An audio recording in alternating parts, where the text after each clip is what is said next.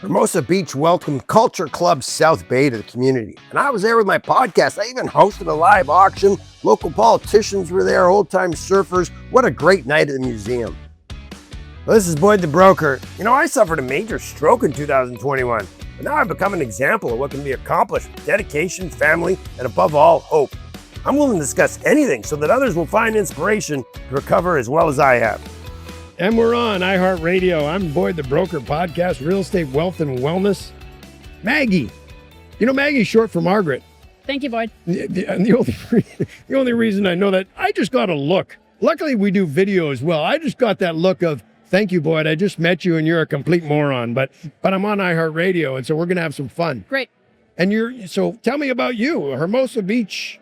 Hermosa Beach, born and raised, grew up on 30th Street. Strong Nice. Pennywise connection there. And I live about 10 blocks away now, raising my family on the school board and running for city council.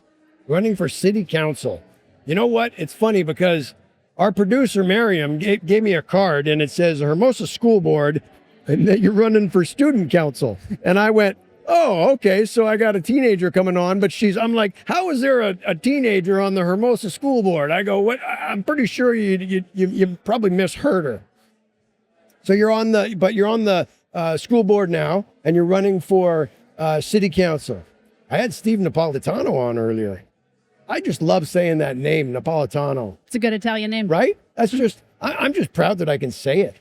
And I remember growing up, I grew up around here, seeing his name. Remember when he would have his signs up all over the place and doing everything? Napolitano. Still up in the bars. It is still up in the bars, isn't it? He's legendary.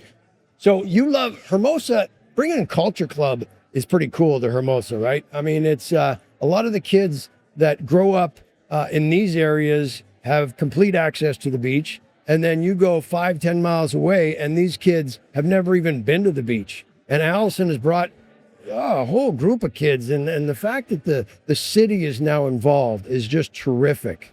I'm proud to be part of the community. You know, I'm a real estate guy. I've been around here forever. And you being on the school board, it's just good for the city, for the community, isn't it? 100%. Now, do you surf? I do. You do? I do. It's actually one of the reasons why I love this mission and this organization. I started surfing when I was 11 years old, and I was the only girl in the water. Wow. And so to hear that people don't always feel included, or maybe you feel different out there, like that really resonates with me, because I know what it's like to be the only girl out in the lineup. And if you don't catch that first wave, people aren't going to give you another one. Yep. Right? So how do we make the ocean a better place, a more inclusive place? Like, ocean's for all of us. Wow, I couldn't have said that any better. That's exactly it. You know, I grew up in Canada, of all things, so that has nothing to do with the ocean. But when I moved here many moons ago, the ocean was just a place where I could go, and it didn't matter if I was having a bad day, a good day. It didn't matter if I was young, old. It didn't even matter if I was good. You have to learn the rules of etiquette. But then you just have to have a desire. You have to want to surf. You have to want to learn something. And I think these kids that come in for Culture Club, they learn leadership skills. You know, they're coming from cultural, diverse backgrounds, but that doesn't even matter. All of us can just learn to be inclusive, like all inclusive, right? This is like a Mexican Riviera, my sister would go to those, oh my gosh, those all inclusives. I haven't drank for 30, 40 years. I got type 1 diabetes, I had a stroke, so I have all these health problems. So I don't drink. That's why that wine guy was making fun of me. But do you remember the all-inclusives? That was like their big thing. Why can't the world be all-inclusive? Is the South Bay starting to be all-inclusive? Is this something that we're on to something here? You're a real estate guy. I'd throw that back at you. I see it. I don't see it. So my wife is from Honduras, so I already have a different perspective. I don't see things. I'm not the brightest guy in the world, but maybe we need more of that. Maybe we need more of that thing where we don't see it. You know, and you're in the school board, so you're teaching our kids. You're running for city council. What can you do that might make kids feel a little more inclusive? That's a very good term. It is a good term. I think when you talk about the ocean, one of the things that I love so much about the Hermosa community is that starting in 4th grade, everyone's a junior guard.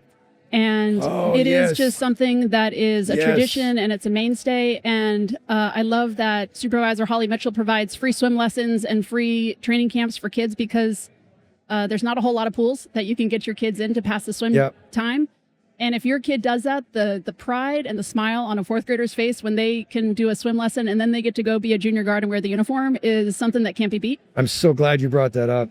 So the junior guards and LA County lifeguards are huge. We just had our first ever surf team come into existence for the middle school, sponsored by South Bay Board Riders. Yanni Lang's one of our coaches. And to see kids be able to be like, hey, this is something I could do, right? Like, I love math, I love reading, and I could be a professional surfer if I learn how to do a surf competition, right? So love of the ocean, love of community. It's just great to see kids try things on.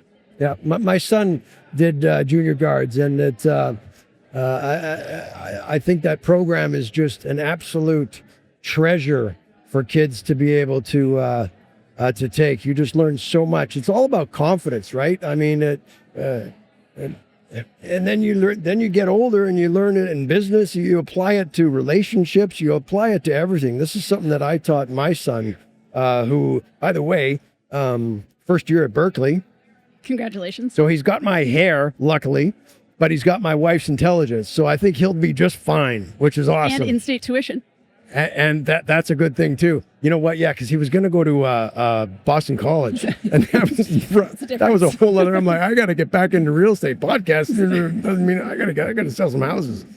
Well, Maggie, thanks for coming on. I really pleasure. You look familiar. I think we might have met before. I've been around here forever, so maybe not. But literally growing up here. You have those eyes of very welcoming, and you're running for city council, and I hope we can do something to promote you. Thank you so much. Appreciate it. Boyd the Broker, Real Estate, Wealth and Wellness. I'm Boyd the Broker. I appreciate you tuning into my podcast. I live in the real world. Where do you live?